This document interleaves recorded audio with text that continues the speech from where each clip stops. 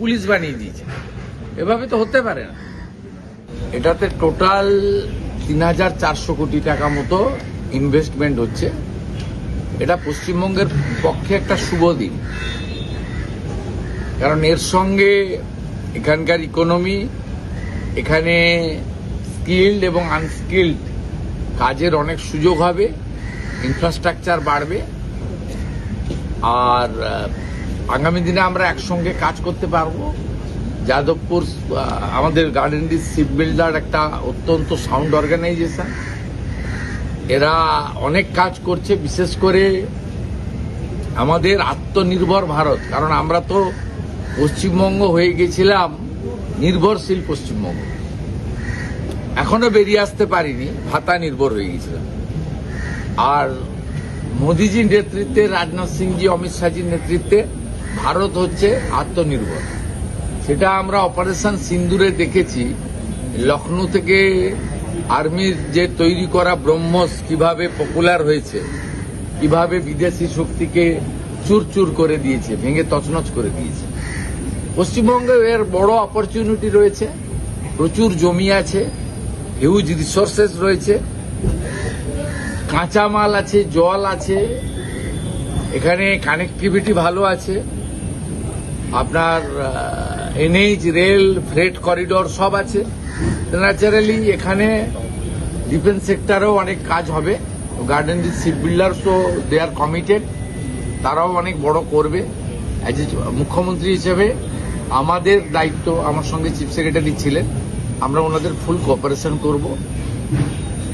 এখানকার মূল প্রোগ্রামের পরে এমএসএমইর 25 জন যারা মানে এমএসএমইর ভিতরে কাজ করছেন বা কাজ পেয়েছেন থ্রু জেম পোর্টাল বা থ্রু প্রসেস, তাদের সঙ্গে ইন্টারাকশন উনি করছিলেন ইন প্রেজেন্স অফ মি।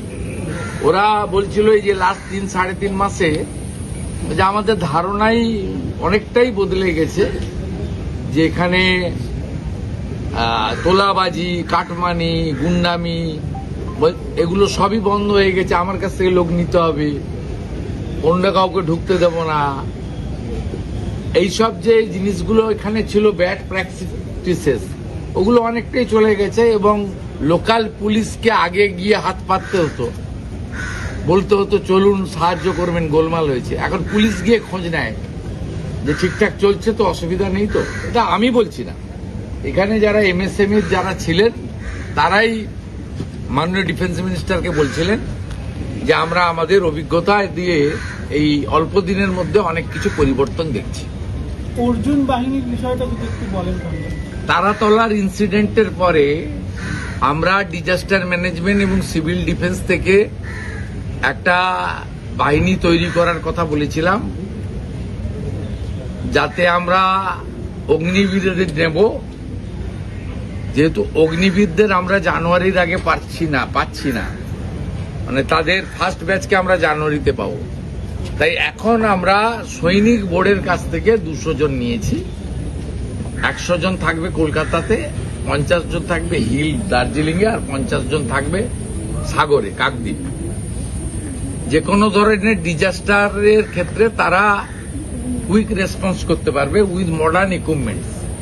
প্রচুর টাকা ভারত সরকার দিয়েছিলেন ডিজাস্টার ম্যানেজমেন্টে, আগের সরকার খরচ করেনি।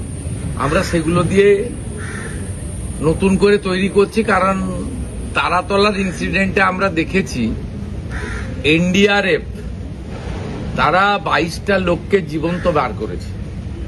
It's a good achievement. Kolkata পুলিশেরও ভালো রোল ছিল। এর আগে আমফানের সময় আপনারা জানেন 3 দিন ধরে কলকাতার রাস্তায় গাছই তুলতে পারেনি। উড়িষ্যা থেকে, উড়িষ্যা ম্যানেজমেন্ট যে উড়িষ্যা ওএমজি যারা, তাদেরকে এনে কলকাতাকে ক্লিয়ার করতে হয়েছে। আমাদের তো এত বড় সিটি, এত ইলিগাল কনস্ট্রাকশন হয়েছে, এত বড় জায়গা, এখানে আরো আধুনিক মানের ব্যবস্থা থাকা দরকার বিপর্যয় মোকাবিলা করার ক্ষেত্রে। সেই জন্য অর্জুন বাহিনী তৈরি করা হচ্ছে। সেপ্টেম্বর মাসে তারা কাজে নামবেন, আমি লঞ্চিং করব এবং উদ্বোধন। ইনফ্রাস্ট্রাকচার ডেভেলপমেন্টের জন্য কি কোনো বড় আমরা পেয়েছি, বিল্ডিং ক্যাম্পাস সব পেয়েছি, তার সঙ্গে লজিস্টিক সাপোর্ট যা যা লাগে আপনার একদম সবই, মানে আধুনিক মানের গাড়ি থেকে আমাদের যা যা লাগে সমস্ত, ইভেন ক্যামেরা এবং ওখানে কোনো জীবিত লোক আছে কিনা তার এখন তো সব বেরিয়ে গেছে। আমরা খানিকটা এনডিআরএফ কে ফলো করতে বলেছি। এখনকার যে রাজ্য সরকারের যে বিপর্যয় মোকাবিলা বাহিনী আছে তার সবাই মানে ম্যাক্সিমামটাই পার্ট টাইম লোকজনদের নিয়ে চলে, তো তাদেরকে ট্রেন করা পার্ট টাইম লোকজনও যদি দক্ষ হয় এবং তারা যদি প্রশিক্ষিত হয় তারাও কাজে লাগতে পারে, কিন্তু আপনার দক্ষতা তো দরকার। আপনি 6,000 ফায়ার ব্রিগেডের ছেলে ঢুকিয়েছেন, ট্রেনিং দেননি। 1,15,000 সিভিক ভলেন্টিয়ার ঢুকিয়েছেন, ট্রেনিং দেননি, পুলিশ বানিয়ে দিয়েছেন। এভাবে তো হতে পারে না। আপনি যে কাজের জন্য, সে কাজের জন্য আপনার তো ন্যূনতম একটা 3 মাস 6 মাস বা 1 বছরের ট্রেনিং নিতে হবে ওই কাজে। আপনি যদি সাঁতার না জানেন, সাঁতার শেখাতে হবে তো। তাহলে বলা যায় যে এনডিআরএফ এর আদলে এদেরকে ট্রেন করা হবে, তাহলে কি এরা ট্রেন্ড না এদেরকে সৈনিক বোর্ড থেকে যারা আসছে ট্রেন, ফর ডিজাস্টার ম্যানেজমেন্ট। হ্যাঁ ওদের কাছ থেকে নিচ্ছি তো আমরা, নিউ রিক্রুটমেন্ট নয়। আপাতত রাজ্য সৈনিক বোর্ড থেকে নেওয়া হচ্ছে, যারা আর্মিতে কাজ করে এসেছেন সদ্য, আর জানুয়ারি মাস থেকে অগ্নিবীরদের নিয়ে নেওয়া হবে, ফার্স্ট ব্যাচকেই পেয়ে যাবো আমরা। আর আমাদের পুলিশ সহ ফায়ার ব্রিগেড, ফরেস্ট, ডিজাস্টার ম্যানেজমেন্টে আমরা 20% অগ্নিবীরদের প্রেফারেন্স দেবো রিক্রুটমেন্টে। लोग है एक ही जिंदा है, ममता दीदी, उनको पूछिए। ये सवाल मेरे लिए नहीं है। सेंट्रल गवर्नमेंट का हर कार्यक्रम में स्टेट का चीफ मिनिस्टर और चीफ सेक्रेटरी का बुलाने का मैंडेटरी भी है, प्रैक्टिस भी है। मोदी जी फॉलो करता है, मोदी जी का सरकार फॉलो करता है, पिछले सरकार फॉलो नहीं किया। স্যার আগে কি আমন্ত্রণ দিয়েছিল, ওনারা কি আসেননি এমন কিছু? আমি জানবো কি করে? আমি তো এলওপি ছিলাম, লিডার অফ অপোজিশন ছিলাম, আমি জানবো কি করে? কাছেই বাড়িও না, চলে যান দেখ। जी सर, आप यहाँ पर निवेश लाने का बहुत प्रयास कर रहे हैं, आपका प्रयास है कि बंगाल निवेश में चाहिए ना। 1 करोड़ यंग लड़का बाहर चला गया है, माइग्रेंट लेबर्स। जी वो काम कर रहा है हैदराबाद में, चेन्नई में, सूरत में, पुणे में। उसको तो यहाँ वापस लाने का जिम्मेदारी ये सरकार का है। लेकिन मेरा सवाल ये है सर कि निवेश तो आप प्रयास कर रहे हैं, लेकिन लक्ष्य कोजी को लेकर एक बयान आया जिसके कारण से फिर उद्योगपतियों में कंफ्यूजन हो गया। उनका उत्तर इंडस्ट्री सेक्रेटरी दे दिया। আচ্ছা, এই যে এরকম প্রতিরক্ষা সরঞ্জাম, প্রতিরক্ষা শিল্পের জাহাজ, বাণিজ্যিক জাহাজ ছাড়াও পরিবেশ বান্ধব জাহাজ তৈরি হবে, তো এই 5টা প্রকল্প থেকে কর্মসংস্থানে বা অন্যান্য ক্ষেত্রে কিরকম ধরনের সুবিধা হতে একটা পারে? প্রেজেন্টেশন দিয়েছে গার্ডেন শিপ বিল্ডার্স, তাতে সব দেওয়া আছে। ইনভেস্টমেন্ট কত দিনের মধ্যে তৈরি হবে এবং এখানে কি হবে। সবচেয়ে বড় কথা হচ্ছে এখানে জব ওরিয়েন্টেশনের থেকেও বড় কথা আমাদের আত্মনির্ভর ভারতের ক্ষেত্রে ডিফেন্সের যে প্রোডাকশন সেটা এখান থেকে হবে। It's a very good achievement for us. Bharat defence সেক্টরে এবং শিপ বিল্ডিং এর ক্ষেত্রে কিছুদিন আগে অনারেবল পিএম এর সঙ্গে আমি এসেছি, এখানে নৌসেনার 3টে রণতরীকে ডেডিকেট করেছেন অনারেবল পিএম, সেটাও এখান থেকে বানানো। অর্থাৎ আমাদের প্রাইম মিনিস্টারের যে স্লোগান আছে ভোকাল ফর লোকাল, আমরা ভারতই সব করতে পারি তো। ডিফেন্স সেক্টরে আমরা গোটা ওয়ার্ল্ডকে লিডারশিপ দেব, সেই কথাই এখানে আজকে ডিফেন্স মিনিস্টার বলেছে। এবং বেঙ্গলে গার্ডেন শিপ বিল্ডার্স এর এনাফ অপরচুনিটি রয়েছে, গোল্ডেন অপরচুনিটি রয়েছে।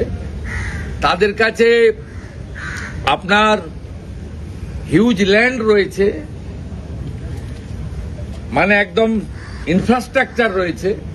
এটাকে প্রপারলি তারা যদি ইউজ করে খুব ভালোই হবে। এখানে ডিফেন্সের সেক্রেটারি যিনি ছিলেন তিনি বললেন এবারে 25% ওনাদের যে ডিফেন্সের যা তৈরি হচ্ছে 25% they have already allotted to the garden reach ship builders. Garden reach ship builders মানে Kolkata means West Bengal. As a chief minister it's a proud movement for me. পশ্চিমবাংলার চিফ মিনিস্টার যে দলেরই হোক যেই ব্যক্তিরই হোক তার কাছে garden reach ship builder organisation যত তারা স্ট্রেনদেন হবে, যত বেশি করে কাজ করবে, সেটা তো পশ্চিমবঙ্গের পক্ষে এবং তার মুখ্যমন্ত্রীর পক্ষে আনন্দের। Thank you. जैसे पिछले सरकार ने एनसीसी को उठा दिया स्कूल कॉलेज से, एक जय हिंद वाहिनी लगाया, इतना घटिया सोच के देश की एनसीसी से ट्रेंड होने से एक डिसिप्लिन, एक राष्ट्रभक्त अपने स्टूडेंट लाइफ से बनने का मौका मिलता है। मैं उन लोगों को बताया कि पश्चिम बंगाल सरकार, अभी मैं उनको डीओ लेटर लिखूंगा।